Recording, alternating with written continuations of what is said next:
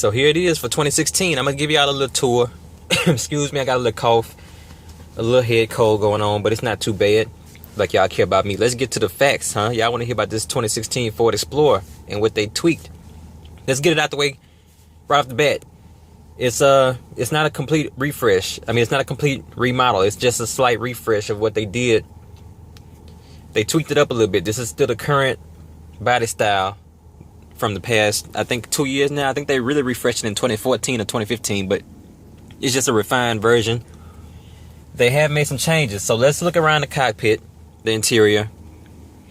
As you can see, if you're familiar with this generation Ford Explorer,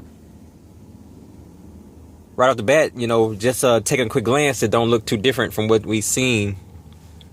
But let's get into detail.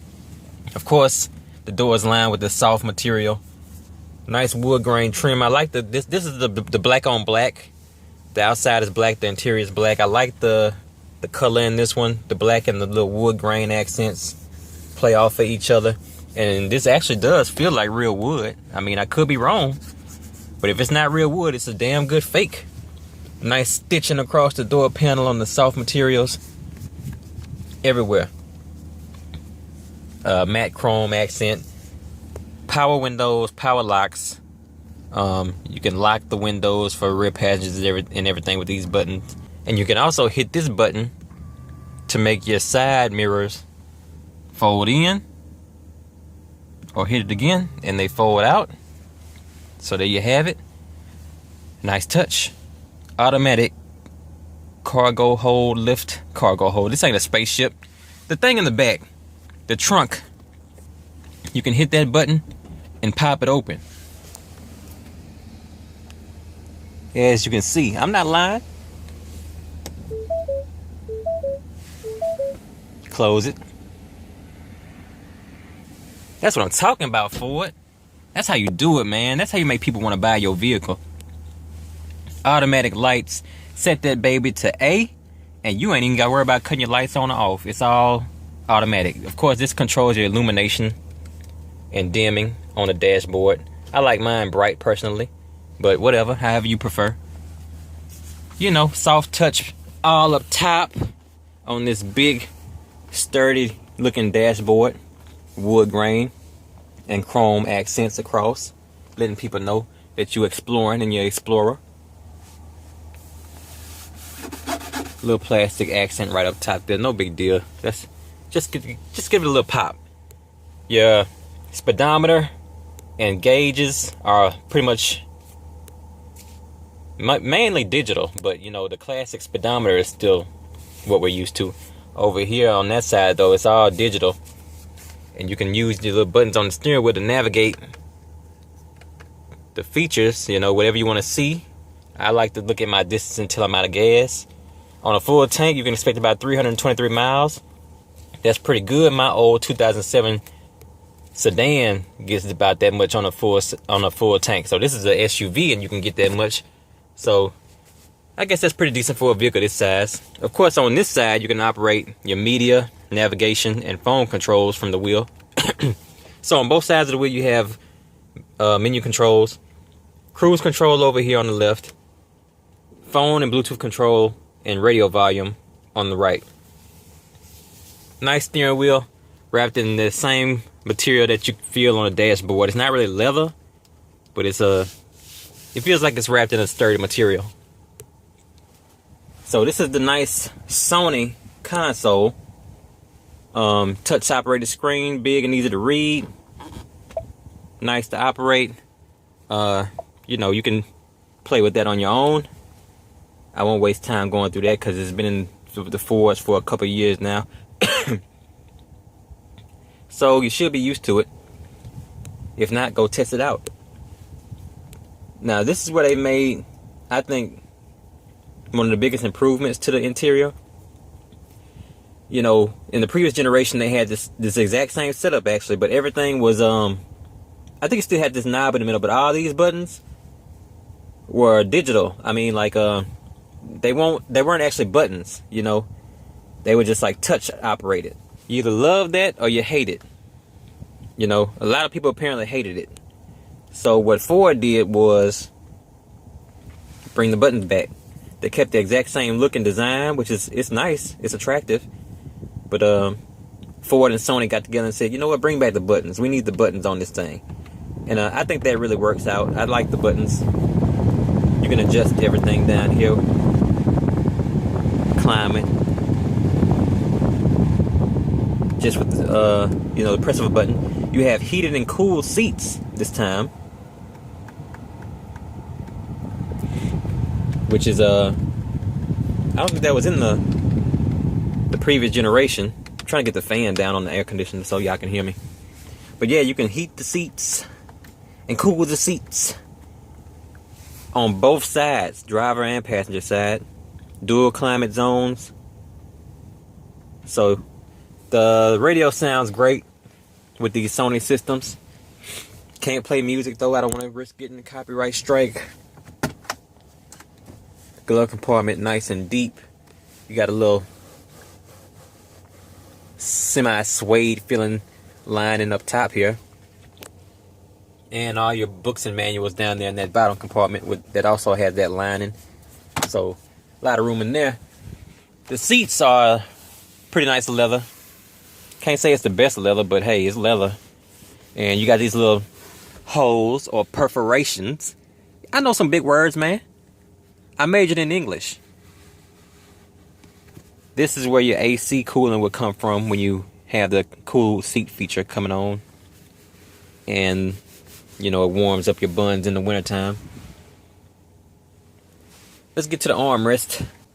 Nice chrome accent on the gear shift. Good sturdy feel to it. It seems like it's wrapped in a... I think that's a plastic, but if it's leather, it's a real tough leather right here. It's got stitching. It might be fake, but I think that's just a real tough, high quality leather, actually. Still supports the Microsoft Sync system. Don't know if you can read that.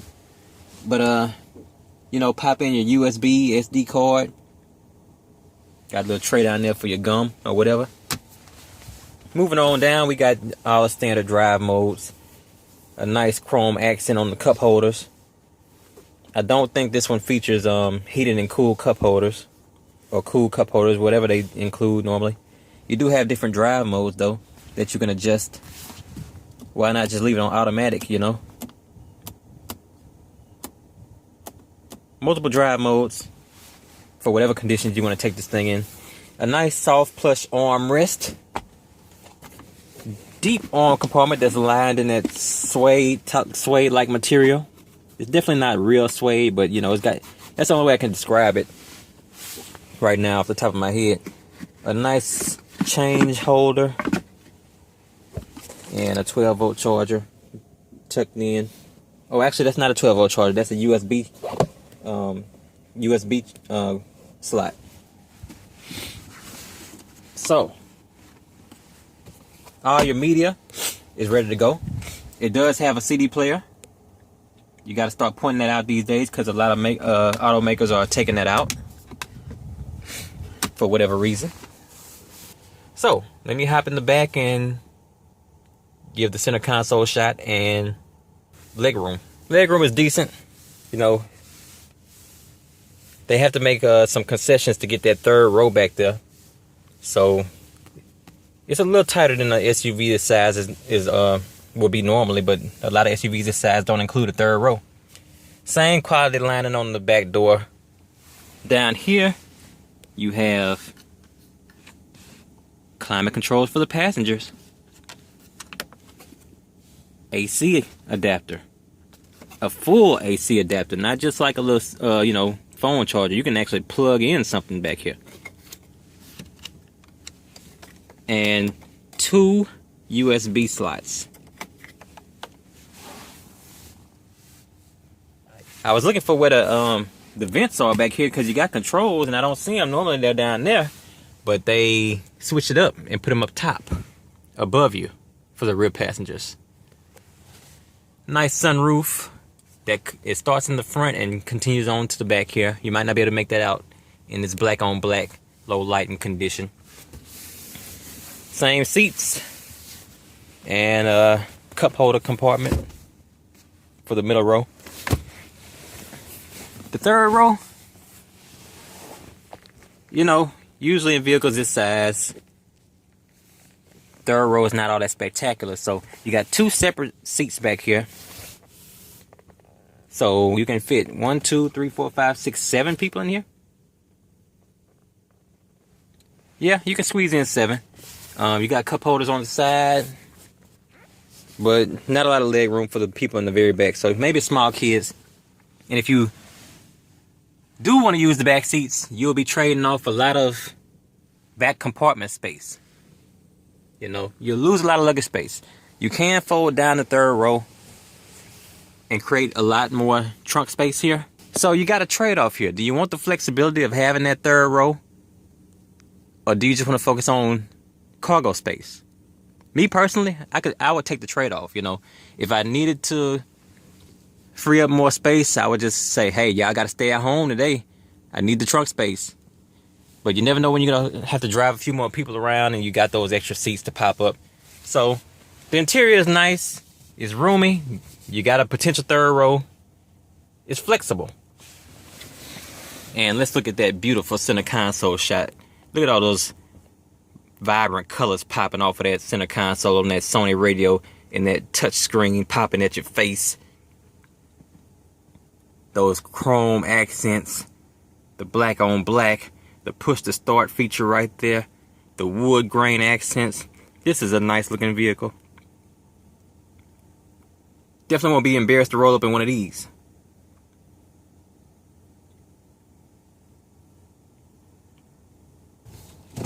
Your boy forgot to mention that you do have memory adjusting seats, programmable seat settings, 3 different options. So you can set it to 3 different drivers or 3 different positions if you want to lay back one day or drive close to the wheel one day. Have you feeling? You got 3 different options you can set. And this particular trim features the push to start. I pointed that out in the console shot. Keyless entry and remote start. So you can start your vehicle up without being in it to get it warmed up and ready to go. Let's put it on the road. Take a quick spin. The wheel still handles fluidly. Real light.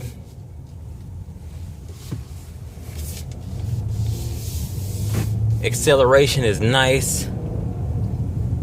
Feels light on its feet.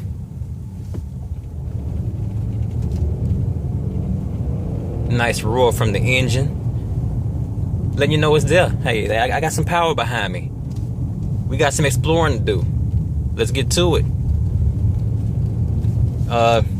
It handles the curves pretty nicely, but you don't want to take a curve too fast because, you know, maybe just me. I just always feel like you risking rolling over SUVs like this. You know, the center of gravity is different sometimes. I don't know what the exact rollover risk in this vehicle is, but you know, if you're driving something like this, you're not going to be speeding, are you? You got more sense than that, I would think. Right? Right?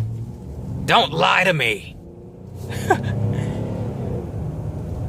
Uh-oh, we got a runner here. Whew, had to let her pass. Anyway. Yeah, it drives just as good as the previous year, but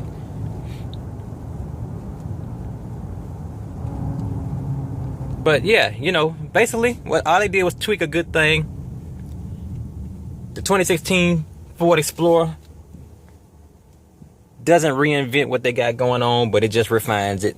And mainly in that center console with the buttons on the radio, which is a nice added touch. So I think this SUV still stands as one of my favorite, you know, along with the Ford Edge. The 2016 Ford Edge is about the same case. They didn't really refresh the build, the body style, but they added that same Sony radio with the buttons on it.